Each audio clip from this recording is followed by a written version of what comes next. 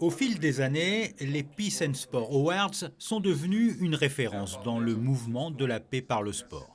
Cette année, la remise des prix se déroule à Monaco, à l'Opéra Garnier.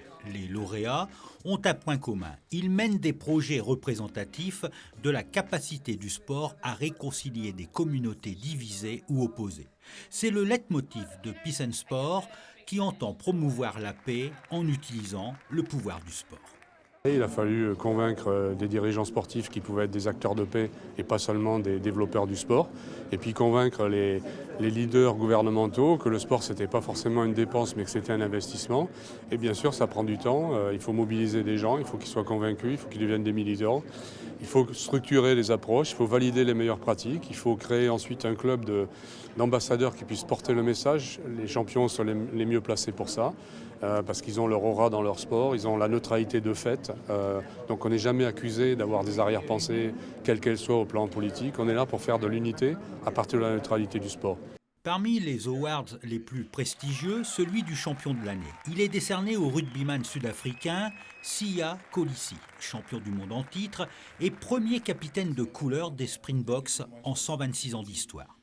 Le prince Albert II remet l'award de l'action diplomatique au comité olympique de Bosnie-Herzégovine et au maire de Sarajevo et Sarajevo-Est. La princesse Charlène remet celui du prix spécial du jury au FC Barcelone Fondation d'Erika Bidal. Pierre Casiraghi et Boris Herman, skipper de Malizia, se voient décerner un prix pour leur contribution à la recherche, à la protection de l'environnement et à l'éducation des jeunes. Aujourd'hui, Peace and Sport peut compter sur un collectif de plus de 100 sportifs de haut niveau engagés en faveur du mouvement pour la paix. Parmi ces sportifs, Didier Drogba, considéré comme l'un des meilleurs footballeurs africains de tous les temps. Il n'hésite pas à s'engager sur le terrain pour mettre sa notoriété et son expérience au service de la paix par le sport. Vous savez, dans les zones où les gens n'ont pas trop de moyens, on fait preuve de beaucoup d'imagination.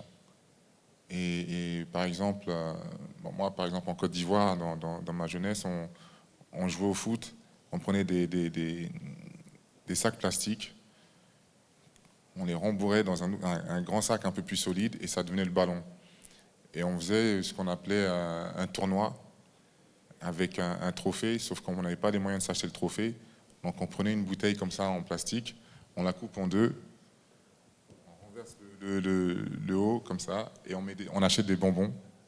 Il y a une petite cotisation, on achète les bonbons et voilà, ça te fait un trophée.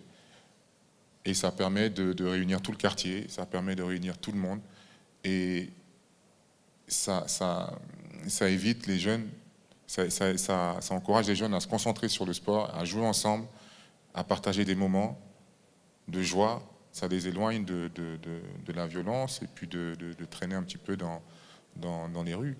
Par ailleurs, dans le cadre du 12e Forum international de l'organisation qui vient de se terminer à Monaco, Peace and Sport signe un partenariat avec la Fondation Princesse Charlène pour promouvoir les activités sportives auprès des enfants.